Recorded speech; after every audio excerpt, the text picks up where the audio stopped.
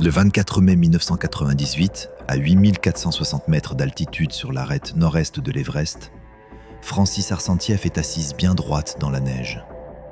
Sa combinaison violette North Face contraste vivement avec la roche grise qui l'entoure. Ses yeux sont ouverts. Elle est encore vivante. Mais les 4 alpinistes qui passent devant elle, épuisés, privés d'oxygène, concentrés sur leur propre survie, ne peuvent rien faire. Un détail rend ce moment insupportable. Sergueï, son mari depuis 14 ans, se trouve quelque part au-dessus d'elle, descendant vers elle sans savoir qu'elle est en train de mourir 120 mètres plus bas. Dans les 6 heures qui suivront, tous deux seront morts. Leur fils de 11 ans deviendra orphelin. Et les Sherpas qui les avaient suppliés de faire demi-tour 2 jours plus tôt auront eu tragiquement raison. 9 mois plus tôt, à Norwood, dans le New Jersey, Francis Arcentieff regardait son fils Paul jouer au football avec les autres enfants du quartier. Entre deux mi-temps, elle parlait aux autres mères de son projet, l'Everest. À 40 ans, mère d'un garçon de 11 ans, Francis avait un rêve précis et obsédant. Elle voulait devenir la première Américaine à atteindre le sommet de l'Everest sans oxygène supplémentaire. Dans leur sous-sol transformé en salle d'entraînement, des photos couvraient les murs. Francis et Sergueï au sommet de différents pics. Des cartes de l'Himalaya, des graphiques d'acclimatation, un calendrier marqué de sessions d'entraînement. Cette obsession avait un coût. Ils avaient hypothéqué leur maison. 65 000 $ investis dans les permis et la logistique. Sergueï Arcentieff, 47 ans, ingénieur d'origine russe naturalisé américain, avait déjà gravi l'Everest en 1995 avec de l'oxygène. Grand, confiant, il regardait sa femme s'entraîner avec une fierté mêlée de protection. « Je l'ai déjà fait », disait-il aux amis inquiets. « Je vais la protéger. » Leur relation était une compétition affectueuse. Lui voulait être le premier Américain d'origine russe à réussir sans oxygène. Elle voulait être la première Américaine. 2 catégories différentes, un même sommet, une même philosophie. L'oxygène, c'est tricher avec la nature. Leur session d'entraînement était méticuleuse. Ils dormaient dans une tente hypoxique installée dans leur chambre, simulant l'altitude. Les week-ends, ils grimpaient dans les Adirondacks, portant des charges de plus en plus lourdes. Les tests de VO2 max de Francis impressionnaient les médecins du sport. Hors norme pour une femme de son âge, avait noté l'un d'eux. Francis voyait la souffrance en altitude comme une forme de purification spirituelle. Elle parlait de communion avec la montagne et de transcender les limites humaines.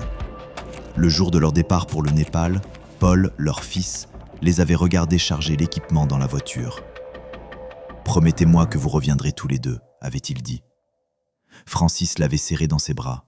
« Je te le promets, mon cœur. » Le 18 mai 1998, au camp de base de l'Everest, versant nord, Lakpa Sherpa observait le couple américain avec une inquiétude grandissante.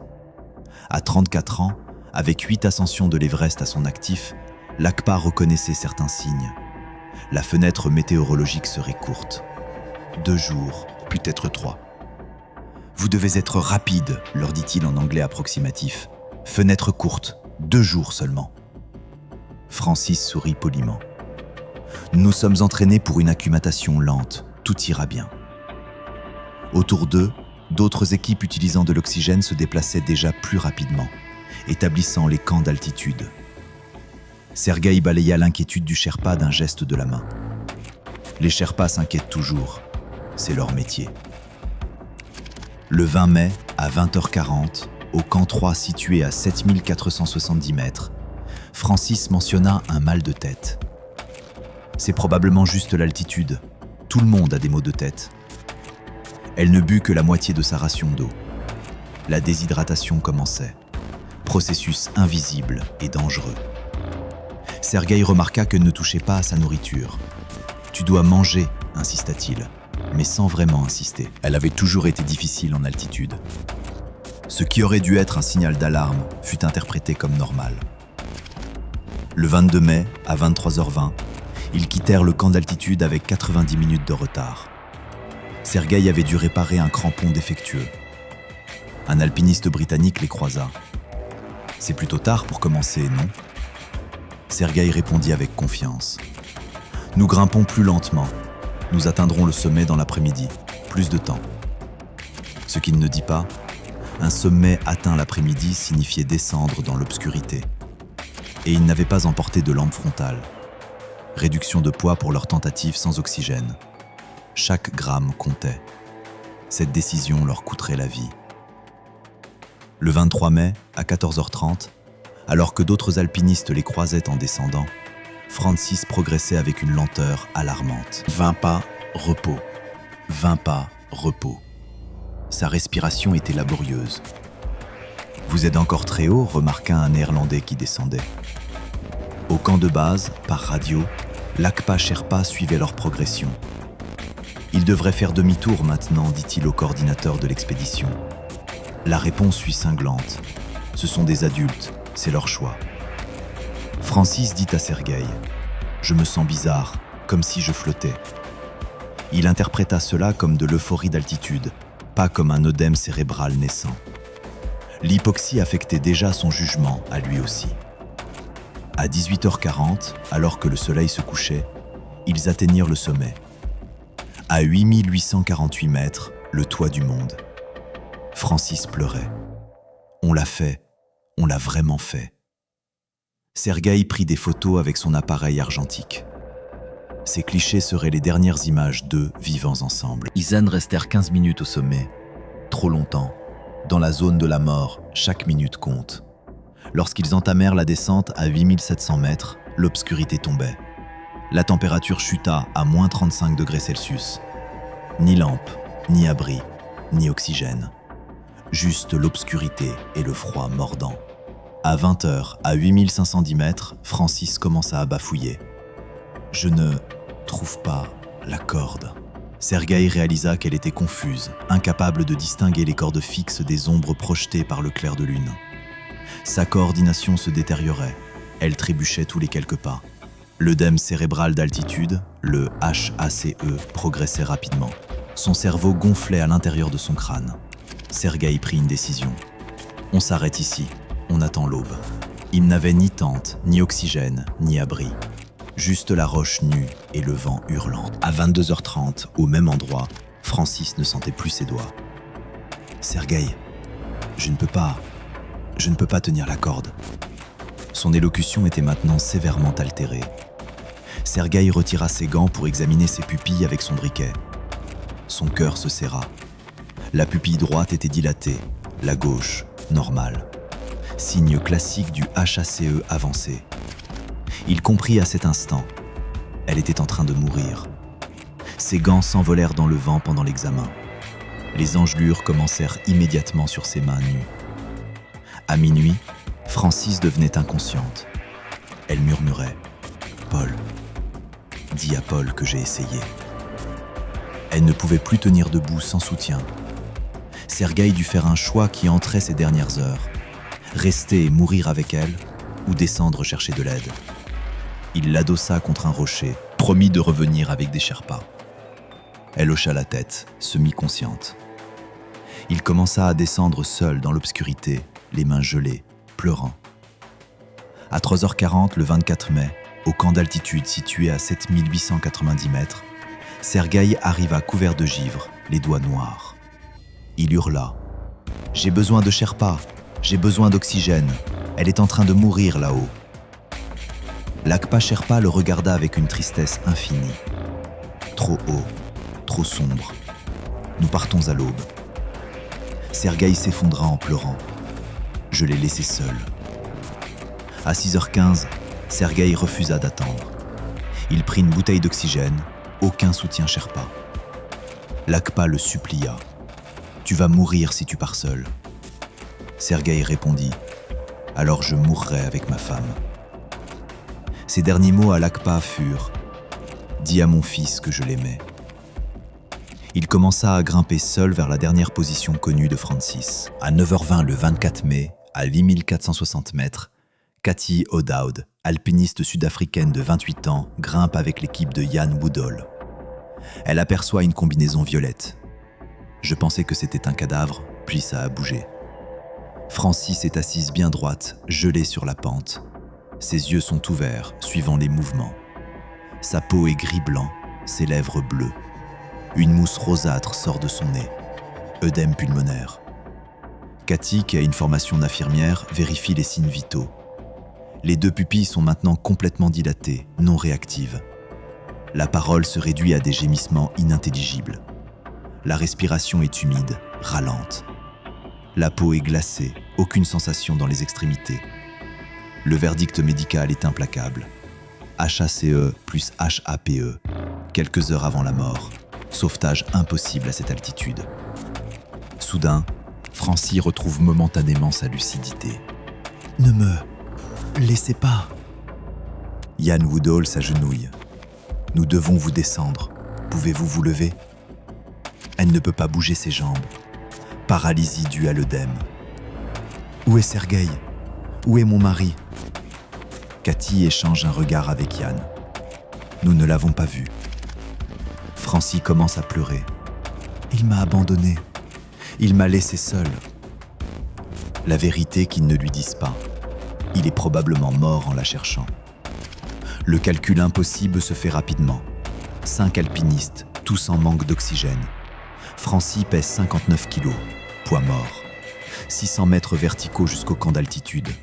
Temps d'exposition, 4 à 5 heures minimum. Le calcul de Ian. Nous mourrons tous en essayant de sauver quelqu'un qui est déjà parti. À 9h47, Ian dit à son équipe « Nous devons la laisser ». Cathy donne à Francis ses gants de rechange. « Je suis tellement désolé ». Il passe à côté d'elle. Les derniers mots de Francis entendus par des humains. « S'il vous plaît, ne me laissez pas ». Il continue vers le sommet. Chaque alpiniste se souviendra de ce moment pour le reste de sa vie. À 11h30, à 8290 mètres, 4 alpinistes ouzbeks en descente aperçoivent un grimpeur solitaire qui monte de manière erratique. Sergueï est couvert de givre, se déplace sans piolet. Son discours est incohérent. « Avez-vous vu combinaison violette ?» Il réalise. Il cherche sa femme 180 mètres plus haut. Bouzbek, qui dirige leur équipe, lui dit « Ta femme est morte, l'ami, tu dois descendre. » Sergueï répond « Non, non, je monte, elle m'attend. » Il le regarde continuer vers le haut pendant 60 mètres. Son rythme ralentit dramatiquement. À environ 11h50, il s'assoit. Il ne se relève plus. Ils sont trop épuisés pour l'atteindre. Dernière vision, une veste rouge assise immobile contre la neige blanche. À 15h, l'équipe de Ian Woodall atteint le sommet. Ils se tiennent au point culminant de la Terre. Cathy O'Dowd ne peut pas célébrer. Elle vomit au sommet. Altitude ou culpabilité. Ian prend les photos obligatoires pour les sponsors. Je me sentais comme un meurtrier prenant une photo de vacances. Le 25 mai, au camp de base, la confirmation arrive. Aucun des Arsentiev n'a été vu en mouvement. À Norwood, New Jersey, Paul Arsentiev, 11 ans, est informé par ses grands-parents. « Maman et papa ont atteint le sommet », lui disent-ils. Il demande « Alors ils ont gagné ?» En 1999, une expédition retrouve le corps de Francis, toujours assis bien droit, à 8460 mètres. Sa combinaison violette lui vaut le surnom de Sleeping Beauty, la belle au bois dormant. Ses yeux sont encore ouverts, son visage préservé par le froid. Elle devient un point de repère, 20 minutes après Sleeping Beauty. Ian Woodall revient, accomplit une cérémonie d'enterrement, pousse son corps dans une crevasse. Je ne pouvais pas la laisser comme un marqueur de sentier. Le corps de Sergueï reste introuvable jusqu'en 2007. Un alpiniste le découvre à 8200 mètres. Veste rouge, équipement russe. Il était arrivé à moins de 275 mètres verticaux de Francis. Son piolet manquait, probablement utilisé dans un auto-arrêt qui a échoué. Sa position suggère une chute rapide. Le calcul cruel, il était peut-être à 90 minutes de l'atteindre quand il est tombé. L'évaluation médicale ultérieure révéla que le cerveau de Francis avait dû être sévèrement gonflé. Elle a probablement perdu conscience dans l'heure suivant l'abandon. La mort est venue d'une combinaison, œdème cérébral, hypothermie œdème pulmonaire. Heure approximative, 18h le 24 mai. Pour Sergueï, traumatisme contondant d'une chute, preuve d'engelure sévère. Heure, entre midi et 14h le 24 mai. Les mathématiques cruelles, il est mort pendant qu'elle était encore vivante, en la cherchant. En 2010, lors d'une interview, Lakpa Sherpa réfléchit. Je leur ai dit que la montagne ne se soucie pas de votre fierté. C'étaient des gens bons, des gens forts, mais l'orgueil les a tués. Sergueï savait. Quand il est parti ce matin-là, il savait. Il a choisi de mourir en cherchant plutôt que de vivre en l'ayant abandonné. J'ai atteint le sommet de l'Everest 12 fois. Je n'ai jamais atteint le sommet sans oxygène. Il n'y a aucune gloire à devenir un point de repère gelé. En 2015, Paul Arsentiev, devenu adulte, élevé par ses grands-parents, devenu comptable et non-alpiniste, parle. Ils ont atteint le sommet. Ils ont prouvé qu'ils pouvaient le faire sans oxygène. Est-ce que ça valait le coup de faire de moi un orphelin ? Il faudrait leur demander. J'avais l'habitude d'être en colère. Maintenant, je suis juste triste. Chaque fête des mères, quelqu'un publie sa photo. Sleeping Beauty. Ma mère a un surnom sur une montagne. Je dis aux gens que mes parents sont morts dans un accident de voiture. C'est plus facile à expliquer. Les livres de records indiquent Francis Arsentiev, première américaine à atteindre le sommet de l'Everest sans oxygène supplémentaire. Elle a détenu ce record pendant 17 heures, avant de mourir pendant la descente. Jan Boudol a tenté de se suicider en 2001. Il a survécu. Il a arrêté l'alpinisme définitivement après 2007. Je me tenais au sommet pendant qu'elle mourait. Je dois vivre avec ça. Aurions-nous pu la sauver ? Non. Est-ce que ça compte ? Non plus. Je vois ses yeux chaque fois que je ferme les miens. Francis et Sergueï Arsentiev sont devenus le premier couple américain à atteindre le sommet de l'Everest sans oxygène et le premier couple américain à mourir ensemble sur l'Everest. Leur fils est devenu orphelin pour qu'il puisse prouver quelque chose sur l'escalade pure. Le corps de Francis est devenu un point de repère pour les photos de sommet d'autres alpinistes. Les Sherpas qui les avaient mis en garde avaient raison. L'altitude qu'ils ont conquise les a détruits. Et le record pour lequel ils sont morts a depuis été battu 3 fois. Leur sacrifice n'a rien signifié d'autre qu'une statistique de plus dans la zone de la mort de l'Everest. Ils ont atteint le point le plus élevé de la Terre, mais ont perdu tout ce qui comptait vraiment, leur vie, l'un l'autre, et l'enfance de leur fils.